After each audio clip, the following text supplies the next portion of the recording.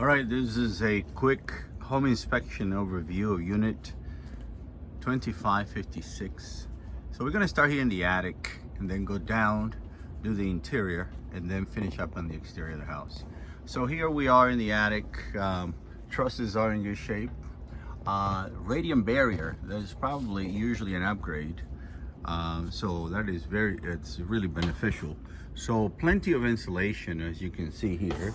And then if you look far over there, you can see that it's about 10 inches of between 8 and 10. Usually 8 is normally what they would describe. And if you look at this paper here on the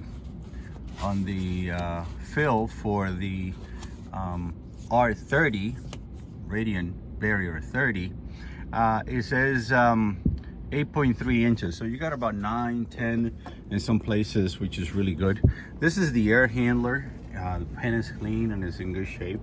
This is called a drip leg or a sediment trap, and it's good to have. So they did a good job on that. So the heat is not coming on. I put it on heat upstairs and downstairs and both thermostats, and it looks like they need to fire up the unit. Most of the time they call it a start up, and they haven't done the start up. So again, really clean up here. They did a great job, and nothing really to write about.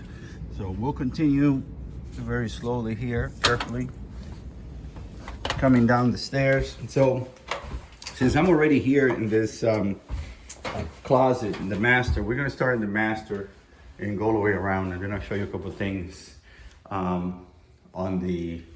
as I go in the video. So the tub, obviously the stuff that is pending is not installed, so I'm just going to write it down for the record. But there's some damages, scratches on the tub itself. There's some damages and scratches right here on the countertop. So obviously there's no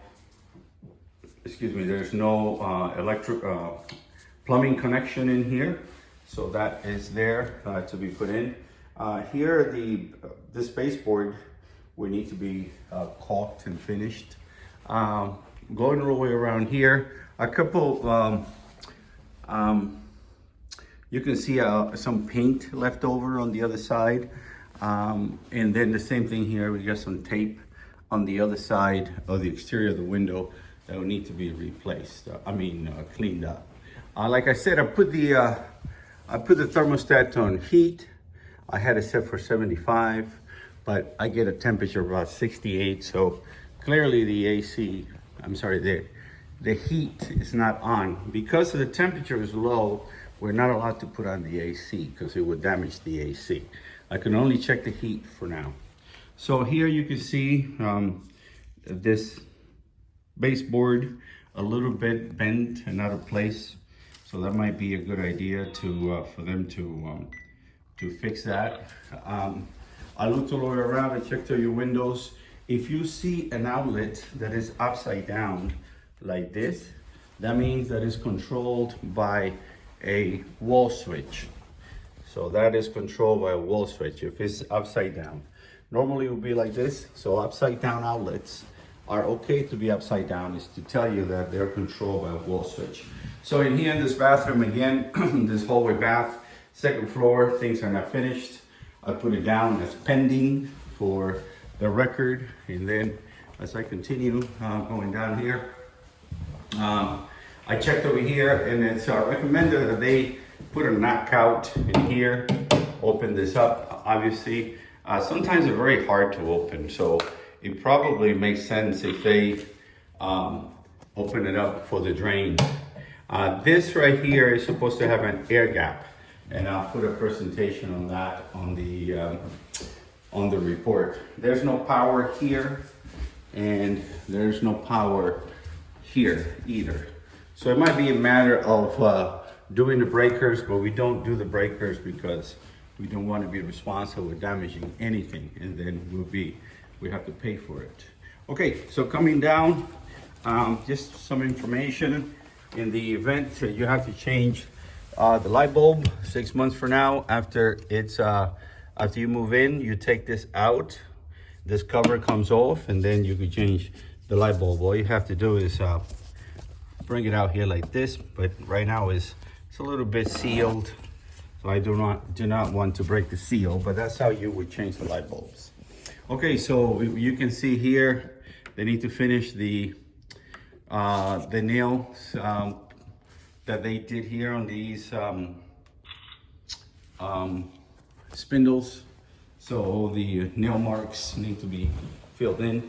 So I start in one corner of the house again, down here, and I go all the way around, making sure that I check all the outlets, all the windows, all the damages in the baseboards.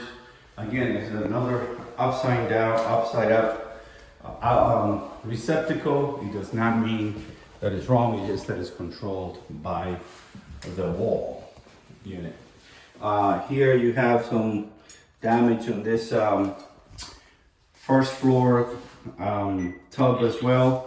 And if you see any gaps like this, that is normal. You don't have to ask for them to caulk. That is, those panels come like that for them to snap in place. And if there's any water that gets behind there, that's what the opening is for. So as I continue going around here, I'll take us to right here in the kitchen, and the dishwasher cannot be tested. It's not connected, but even if I connect it, there's no power over here. No power for the garbage disposal either. There's no water coming out of here. And all these GFCIs, ground fault circuit interrupter, that's what GFCI stands for. They're all good. I tested them all. I cannot test this because the electrical power, the outlet is not connected to here. There is power to that outlet, but I cannot connect it. It's against the rules and I get in trouble. Here we have the ice maker and water dispensers are not giving anything. Maybe because the water comes from the RO system, reverse osmosis. So that will probably have to be done. Checking out the garage, here in the garage, and then we'll go outside and we come back in for the conclusion. We need a fluorescent lamp cover here, just for safety. The softener, they usually just put one bag, so you need more salt on this. Water softener are not part of the inspection, but I check them anyway. This protective bollard would be good if they paint it. The hot water heaters, 50 gallons, it gave me good temperature. And going up here, this is called a escutcheon plate. Sometimes they call it beauty plate, and that will need to be put in there. The finish on the stem wall, that's what this is called, the bottom here. They should have painted it and finished it better. As you can see here, very irregular. I'm gonna close the garage door so I can show you from there what needs to happen real quick. Let me show you. Before I do that, before I go through there, well, let's go through here, through the front, so you see what I mean. The weather strip on the side of the garage, they need to paint it. A lot of times they do not paint it, and I'll show you how. Oh, yeah. So let me go here. So if you can see here, this weather strip is already peeling back. So they might have to replace the weather strip and also paint behind it, paint behind there. So what happens, just like it's happening now, the sun will hit it and it will twist it back, and then you got this opening, ugly opening like this. So they should replace this weather strip. It is really bad. This is called expansion material. They should trim it a little bit better. Then this is called a water channel, and the water channel is damaged, especially coming into your house. At least they should change the water channel. This right here, just clean up the concrete. These are called clean outs. They're for the sewer lines. but they should be a little bit lower in terms of the profile. It's kind of high. Going around, the water pressure here, it's kind of on the high side, is a little bit above 80. We recommend 70 to 75, and they could regulate it here because it will protect your appliances. Then we got things like this that need to be painted. Also, we have some cracked stucco, which is very normal. Stucco is called, it's liquid concrete. They pump it and then they form it like this. So on the exhaust for the microwave, you can see a little bit of stucco left over there. So it'll be good if they actually clean that. But you have some hairline cracking, so it will crack even more before the year is over. Here's your unit. Again, I cannot test it for air conditioning because it's too cold right now. It is a Carrier.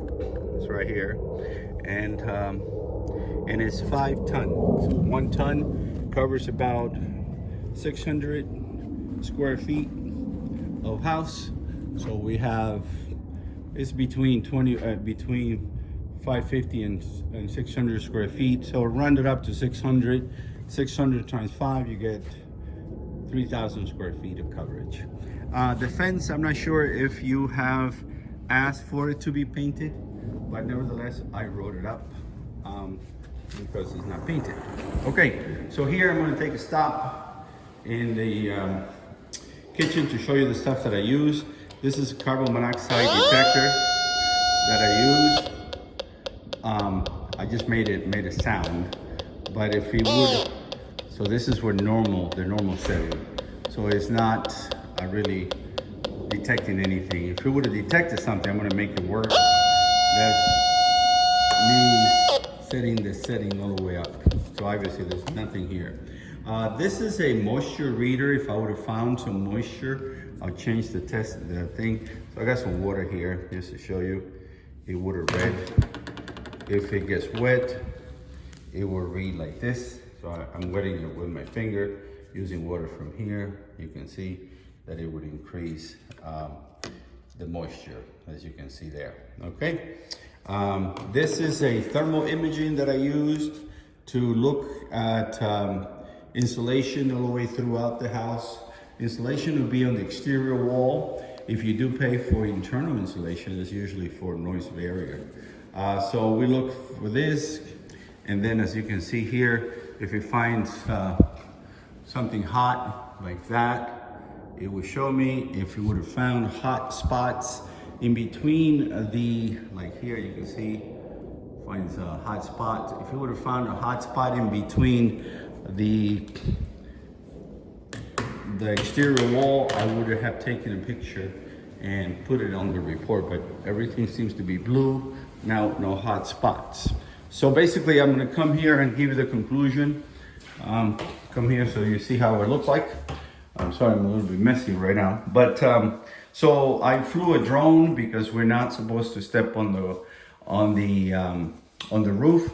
So I would look it up, expand it on my laptop. So far, did not see any cracked tiles or anything like that. So the roof is in good shape.